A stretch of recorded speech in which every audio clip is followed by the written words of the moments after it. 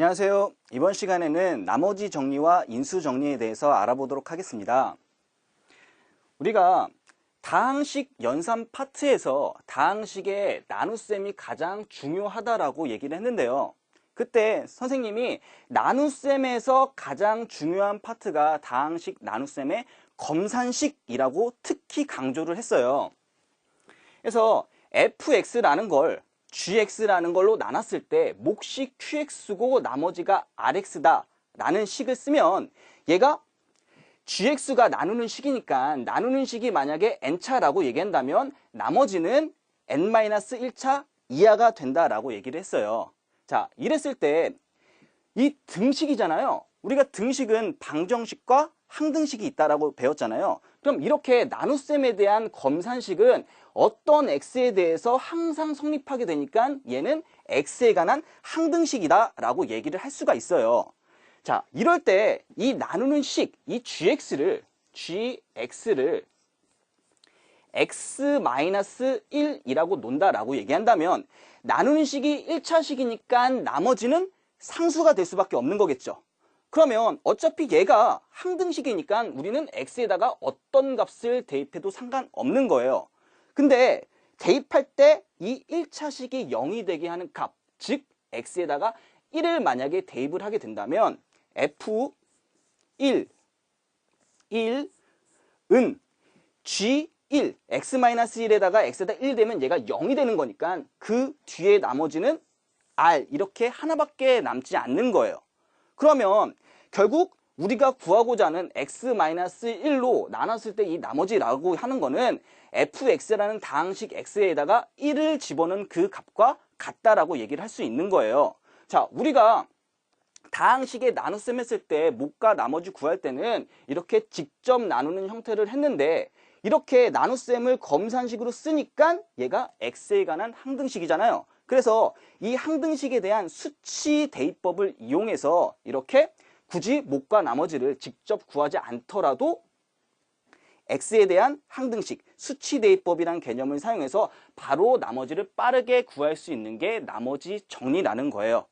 자, 그러면 얘를 좀 일반화 시켜 본다면 fx라는 걸 x-a로 나눴을 때 몫이 qx고 나머지가 r이다 라는 식은 이 식은 항등식이다 라고 얘기를 했죠. 그래서 얘가 0이 되는 값 x-a가 0 되게 하는 x값은 얼마가 되는 거죠? a가 되는 거죠. 그래서 내가 x에다가 a를 집어넣었을 때 얘가 몫이 얘가 0 되니까 얘가 날아가 버리잖아요. 그럼 뭐만 남는 거예요? r만 남는 거죠, r.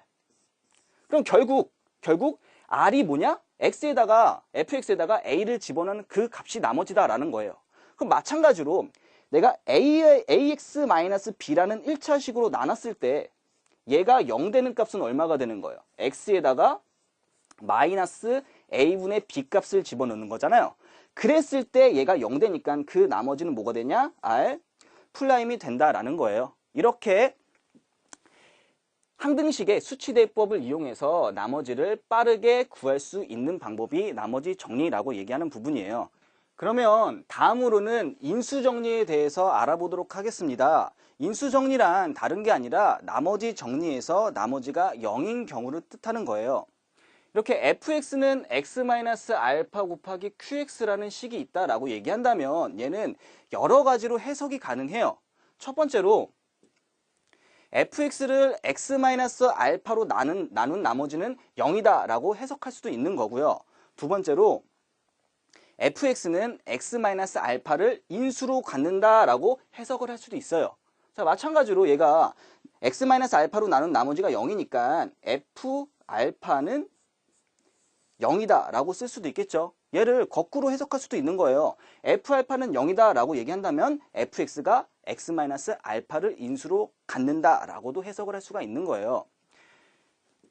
자, 이렇게 fx는 x제곱 마이너스 4x 플러스 3이라는 다항식이 있는데 얘를 x 마이너스 1, x 마이너스 3으로 인수분해가 가능하겠죠. 이렇게 된 걸 이렇게 표시하는 걸 우리는 전개라고 얘기를 하고요. 또 얘를 어떻게 해석할 수 있냐면 fx라는 다항식을 x-1로 나눴을 때 몫이 x-3이고 나머지가 0이다. 반대로 몫이 x-3이고 나머지가 0이다. F1은 0, F3은 0 이렇게 해석을 할 수가 있는 거예요. 그러면 여기까지 나머지 정리와 인수 정리에 대해서 알아보았습니다. 감사합니다.